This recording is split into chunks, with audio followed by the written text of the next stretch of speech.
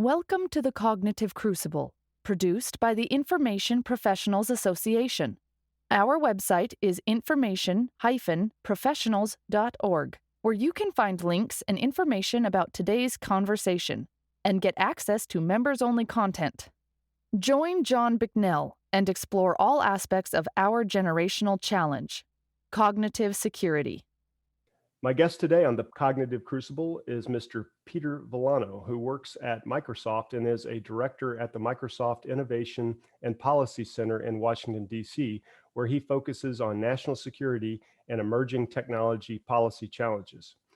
Prior to joining Microsoft, Pete served for more than a decade as a professional staff member on the House Armed Services Committee, also known as the HASC, and advised members of Congress on issues related to cyber operations and policy, information technologies, counterterrorism, special operations, intelligence programs, and related interagency activities.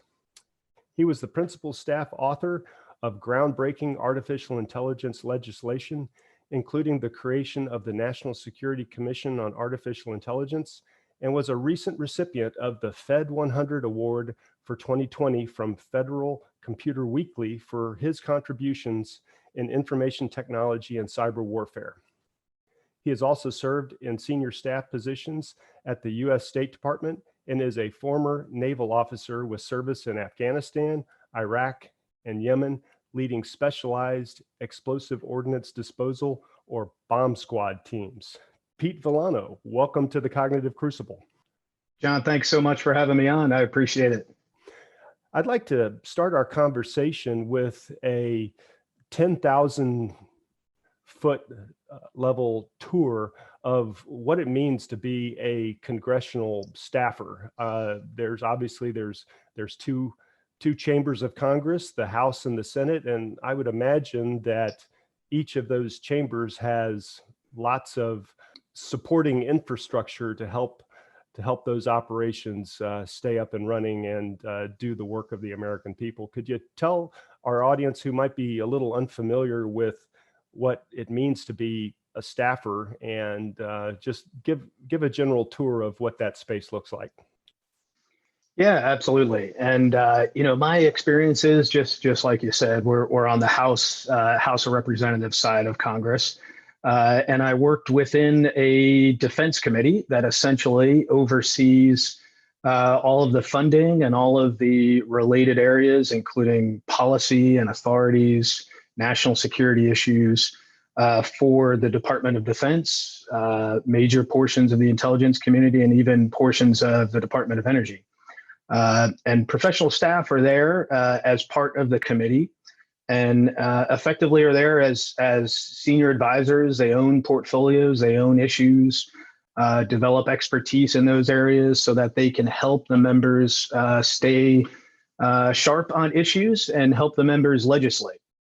And the principal defense bill, the annual must pass, as it's called, is the National Defense Authorization Act. And that's functionally the bill that I helped support it every year. In terms of building pieces of legislation to help the Department of Defense and the intelligence community, and to help members understand those issues. So, as professional staff, you are working for the committee. You're working for either the chairman on the majority party or the ranking member as the minority party. I actually worked and served for both major political parties when I was there. So, professional staff a lot of times are also, they advise in a political environment. Obviously, it's Capitol Hill, but they also develop substantive expertise as far as the committees are concerned, develop, good, solid, substantive expertise to be able to advise in a whole slew of issues. And like you said earlier, the areas that I worked on were all within functionally what's called the Intelligence, Emerging Threats, and Capabilities Subcommittee. And this is the subcommittee that is dedicated to cover cyber operations, emerging technologies, all of the policy issues related with information technology and programs, intelligence programs, interagency activities. Information warfare is a big piece of that, as well as counterterrorism and even countering weapons of mass destruction, counterproliferation, if you will, in that sense. So you're really, as professional staff, you're a trusted advisor. That's really what you're doing, and you're advising in a very, congested and crowded political space. You spend a lot of time, obviously, with members, helping them understand issues, but you also spend a lot of time out and about and learning from and learning inside the Pentagon, learning inside different agencies. Frankly, international travel. I was very lucky to travel abroad, frankly, more times than I can count, between Somalia and Seattle, all the way, to Iraq, Afghanistan, through several other parts of Africa, through Eastern Europe, and Asia as well. So, and you do that to interface with U.S. embassies, to interface with military servicemen and women that are overseas on assignments, on missions, and helping understand the challenges that they are facing, so that you can then help craft policy as effectively as it can be back in the committee through that annual national defense bill process. Thanks a lot. What years were you on the Hill again? So I started in very early 2010, and I just retired. I finished in March of 2020, this past March. Wow. So you're there during a interesting period, especially related to the information environment, the cyber environment. We are in a period where lots of experts agree that the United States' superiority in the kinetic world, or in the technological national security world, those relative advantages that the United States has had over the last, during the post-Cold War period, say since 1990, those relative advantages are may still be evident, but there are new threats which completely blow away those technological and kinetic advantages. And so you were on the Hill during the last 10 years, where I suppose there was a gradual dawning amongst the political class and the Department of Defense that, hang on, we've got a threat emerging here that is something potentially that we were rather unprepared for. Could you talk a little bit about that, taking the shades off of our eyes, and how, at least from a HASC and staffer perspective, you saw this unfold? Yeah, absolutely, John. And I mean, you characterized it exactly right in terms of that sort of decade, if you will, and the changes that happened. And, when you consider 2010 and how engaged we were still in the wars in the Middle East, and the force that had been built, to fight those wars and continue to fight global counterterrorism operations, but essentially a very, kinetically focused force. And in the meantime, the combination of the portfolio that I helped manage, and at times, of course, had a team really, most importantly, helping manage this, certainly from my perspective, is congressional staff constantly need to work together, definitely on the committee side, to understand these issues and seams. We had the ability to understand and see things that were also happening in the information warfare space, in the nation state actor side. This was also the time, we were, the department was standing up and considering cyber command and a whole slew of different changes throughout the force with respect to cyber warfare, cyber operations. You had each of the military services, coming to understand those challenges and thickening their forces and capabilities. And yet it was still, overwhelmingly, they're still, to a very large degree, certainly when you consider traditional psychological operations, military information support operations, Special Operations Command plays a very big role in all of that. and a very effective command at the time still had been, very much focused on counterterrorism, and a large portion of the force, rightfully so. That was the mission that was, being directed and asked. A large portion of the force, including in the cognitive space, was predominantly about counterterrorism, very tactical, surgical sort of activities to help the force, to influence the battle space, to protect the force in a lot of different ways. So a lot of the oversight that we did was, and still is, the committee is still the framework to understand operations, understand the gaps if the military is being asked to do a certain activity, doesn't have the authorities. Those types of conversations were constantly being had. There was a portion where, the 2015, 2016 timeframe where, more and more the nation state influence activities. And obviously this is, by the time the election in 2016 comes around, 2018, we all know this crescendo now. But a large part of the Department of Defense authorities were still focused only on counterterrorism, countering violent extremists. So the conversation began about 2014, 2015, in terms of how not just the department, but working in coordination with the State Department, and in particular, a newer organization that had emerged around that same time, which was the Global Engagement Center, how the department could work with the Global Engagement Center to help in different ways influence the information environment, contribute to the national security pieces in areas outside of Afghanistan, Iraq, Yemen, other Middle East sort of focused countries. And that those authorities weren't there, in terms of how do we counter Russian influence? How do we counter Chinese influence coming from China? How do we deal with, other nation state issues? To empower European Command, U.S. European Command, working with the State Department, regionally working with each of those different embassies. So it began a conversation to open up the aperture and have that state aspect with State Department in the lead, the nation state aspect, I should say, with U.S. State Department in the lead and Global Engagement Authority being central to that.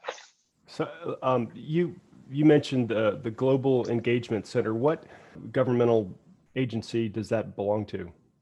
Yeah, so it resides in the State Department. It is actually, it's an area that, even though I had the Defense Committee portfolio that was covering military and related sort of intelligence activities in the information environment, we didn't have authority over the State Department Global Engagement Center, which is what was stood up.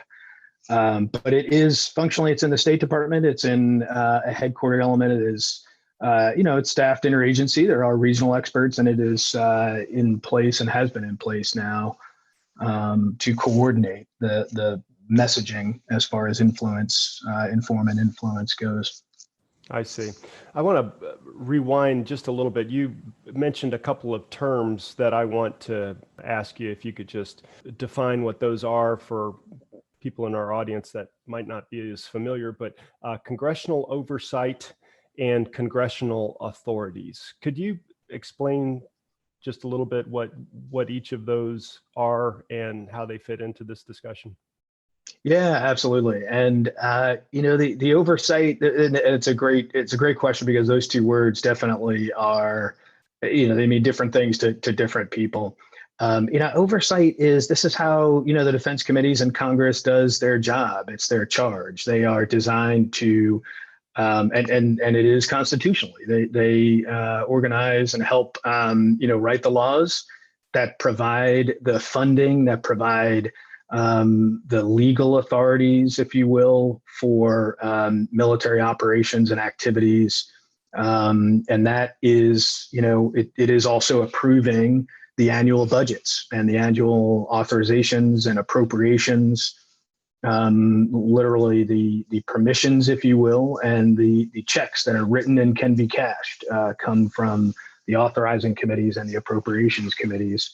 And in doing that, it is, oversight is done, if you will. It's the conversation back and forth that takes place between, in our case from HASC, it takes place with the Pentagon and the intelligence community, and it takes place understanding what those dollars are doing, how they're doing it. Is it meeting congressional intent? What the defense committees wrote the law to say? Is the Pentagon doing that? All those things. Is it in line with the national strategy? And that's, everyone knows, committee hearings, congressional hearings. It takes place also informally with briefings to staff, briefings to members. And it takes place as well with travel, as I talked about earlier. A large part of getting out and about inside, the offices and buildings, but also, frankly, overseas to see that. And then when I talk about authorities, I'm talking, and certainly within the context that I was describing, how large portions of the activities were informant influence and information warfare was. For counterterrorism operations, there were laws that allowed the Department of Defense to do that, and manning, training, and equipping, and funding, and dollars flowing to allow them to do that. When they wanted to do something against Russia, for example, they didn't necessarily have the ability to do that, to either partner, for example, like is going on now. In Eastern Europe, or Estonia is one of the recent ones where there's cyber operations partnering happening, and that includes a whole slew of different things. So those permissions and authorities had to be granted in law at times. Sometimes the department has the ability to expand their own not authorities but permissions, if you will, through ex orders or other things that can direct the force. But generally speaking, when there's a big shift such as that, it does require a change in law. So those authorities have to be looked at and considered, and oftentimes literally a law must be passed to do that, and that takes place in the National Defense Authorization Act. And this, in this case, this was to give the Global Engagement Center literally authority for state information and propaganda, to be able to go after that, to counter foreign state and as well as non-state propaganda and disinformation efforts, that are continuing to undermine and influence U.S. policy and national security. Right. Okay. Well, thanks for that. That 101 about congressional oversight and congressional authorities. But before we recorded, we went over a few things, and you were telling me about two authorities in general. There's Title 10 and Title 50, which are especially relevant to information warfare and operations in the cyber environment. Could you talk a little bit about those authorities? And is there another authority that's been created for the Global Engagement Center, or does Title 10 and Title 50 kind of combine at the State Department level? So just take that in any direction you'd like, please. Yeah, thanks, John. It's a great question. I'll focus, like I said earlier, just kind of on my experiences. When we talk about Title 10 and Title 50, it is, it's always used as a shorthand reference between what the Department of Defense does and what other agencies, including the CIA, can do and does. And with respect to Title 10, which is where I have worked and lived mostly, it is, as I like to say, Admiral Olson, the former U.S. SOCOM commander, used to call Title 10 psychological operations and military operations. He called it truth telling with a purpose. And it really is informing and influencing different activities with those military tools, obviously not kinetic, but using information operations and all the details that Major Ash Holtzman talked about, frankly, on your last podcast, in terms of how it's even being done today and what is going on. And then, Title 50 really does refer to those other activities conducted by the U.S. government, including CIA, and what they do on the intelligence covert action side. That being an area of sensitivity, but still it's a tool, and it is an authority that is open and out there in terms of what our intelligence community can do versus the military. In some ways, when you talk Title 50 and Title 10, certainly for me, as I think about the work we did, it brings up a lot of the challenges in terms of how difficult operating in the information space can be and what our tools are. And sometimes those tools are divided and separated. We may not have holistic plans, have holistic coordination in just the same way. That the information operations space is very clouded in the field and very clouded in the world. It's also, it can be very difficult in terms of congressional oversight with what the committees can see and what the committees are doing. Great, thanks. And I encourage listeners to go back and check out Ash Holtzman's podcast that Pete just mentioned. He tells a number of interesting stories about black ops and those types of things that are not discussed too often out in the open. So Pete, so you have obviously been distilling a lot of complicated interactions on the Hill, a lot of very fluid national security situation unfolding. And you've been trying to simplify it, but even in this simplified version, it gets complicated rather quickly. So the interplay between Congress and the Pentagon and the Department of State, other governmental agencies that play roles in this whole area, how do you see that evolving over time, and what challenges does our bureaucracy or our trying to figure this out in real time, what challenges does that impose upon us as we find ourselves in the middle of this cognitive borderless battle space below the level of armed conflict? It's such a great question, John, and it goes to describe the complexity of the world today and what has happened and the pace at which this is happening. Information and information technology and the explosion of so many different, social media issues and a whole slew of different things. In fact, you wrote a paper on this with respect to information warfare and the, how difficult it is an information warfare arms race being underway, requiring near-time capabilities, to identify malicious social media accounts, control the information environment, a whole slew of things. But it is, so many of these challenges, what makes it difficult is that, when you consider what the military can do, what the State Department can do, what the Central Intelligence Agency can do, it has to be coordinated. It has to be an interagency game, and there has to be a strategy in terms of defining a way forward. So much of the challenges right now are because technology and information and data and the ability to manipulate data and information, the volume, but also the ability to target specifically, makes it a strategic risk. And it's even more of a risk because the technology is outpacing the policy. And that imbalance right there just, really makes it all the more important that, an interagency coordination has to happen.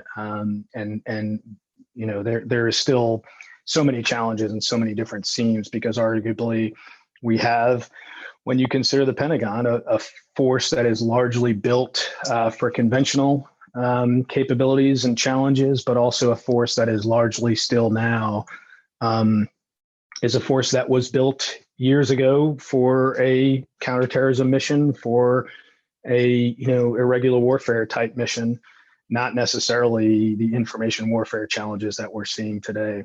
to include, the military will not be and may not be the best and first tool to handle a lot of these things as well. The interagency really, within a C direction, national security, pieces that are tied in at that presidential level also have to really be coordinated and pushed.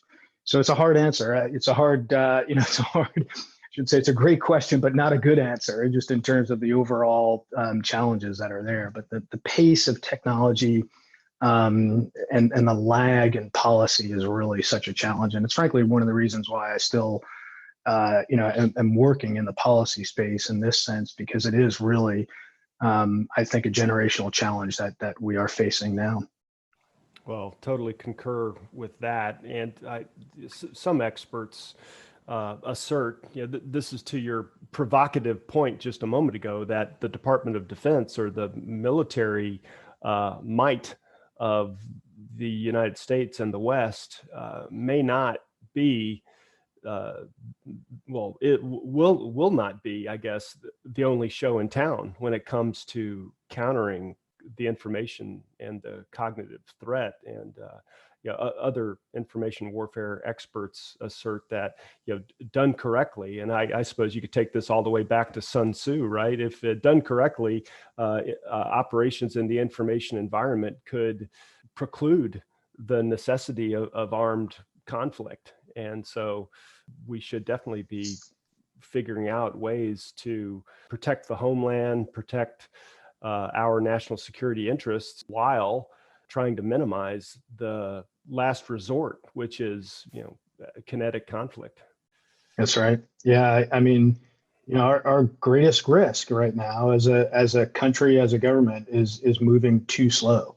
In a lot of ways, and the pace of innovation is not going to slow down. I see it firsthand every day in my current job. It is not slowing down; it is exponentially speeding up. Wow. And fortunately, we are, as a country, we are an engine of that, and we, at least for the time being, certainly these are geopolitical challenges, but we are certainly still an engine of innovation. But the work to manage that innovation on the policy side, really does need to speed up, and that includes our interagency national security community to work hard at being able to have options as a government, and being able to present options. Yeah, that's good advice to any governmental policymakers listening to this. Please take heed to Pete's suggestions there. I don't want to put you on the spot here, Pete, but I'd love to get your insider take. So, we're recording this at the end of 2020. It's been one heck of a year. But I think most political watchers are asserting these days that it seems like there's, partisan rancor is at an all-time high. Well, this is not a partisan podcast, and I don't want to make it into one. However, I would love to get your perspective on, does the tenor of discussion change? Do you notice anything different commingling with representatives from different sides of the aisles, behind closed doors, in smaller meeting spaces? Is there a difference in the way they interact compared to when they're standing in front of a microphone talking to the chattering class? Yeah, I enjoyed working on the Defense Committee and the House Armed Services Committee in particular. Incredibly challenging, a unbelievably rewarding experience as well. But one of the real reasons was that this is a committee, including the counterpart, the Senate Armed Services Committee on the Senate side. These are committees that legislate every year, and in doing that, it requires cooperation. It requires bipartisan work. The members that go to those committees are either, defense experts in issues in their own right. A lot have served in, we had former CIA officers. We had, and there still are, we had former military officers. Generally speaking, they are, if they have not worn the uniform or served in government themselves, they are policy experts and have military bases and have, a real reason to legislate. But what I did constantly notice, quite frankly, was that they are focused on outcomes and focused on legislating, and they have to be. They go to those committees to do that, specifically HASC and the SASC, which is the Senate Armed Services Committee, because there's an annual process. It is demanded of them in terms of the need to have personnel authorities, for example, re-extended, different funding shifts that have to happen, different policy emphasis points. So I frankly always found it refreshing in a lot of ways, because even though there would be difficult debates and arguments, like there should be when you're talking about hard policy issues, ultimately, these were really, policy hard debates trying to get to the bottom, less politics. And it's a political environment these days. Politics, pushes into everything, but, resoundingly, the national security focus always takes, priority. And you hear members say that, you hear them say that in the open. And frankly, certainly from my experiences, they really, dedicate themselves to a lot of that. So yeah, I appreciate the question. Well, that's good to know, especially in light of all of the challenges that you were just recapping for us. At least if those men and women are aligned in mission, at least but behind closed doors. That's good to know. And I'll add to one other thing, and I think I said this before. I worked for both political parties when I was there. And just the fact that staff can do that on a defense committee, sends a message in terms of, the bipartisanship that is, to a certain degree in the fiber of a committee that needs to do that. So I offer that as an example, and as well as even, different members that coordinate issues and initiatives back and forth from both sides of the aisle. And the defense bill that just came out, passed the House the other day, 355 votes in favor, 77 or so, I think, against. But just, the overwhelming votes in favor of the defense bill shows, House of Representatives commitment, and the Senate, I think, will follow suit here shortly with a strong vote like that too. So good to know. As you know, I like to ask our guests if they could recommend a couple of additional reading materials that interested listeners can go and check out if they'd like to have a deeper dive into some of these things that we've been discussing. Do you have any thoughts on that?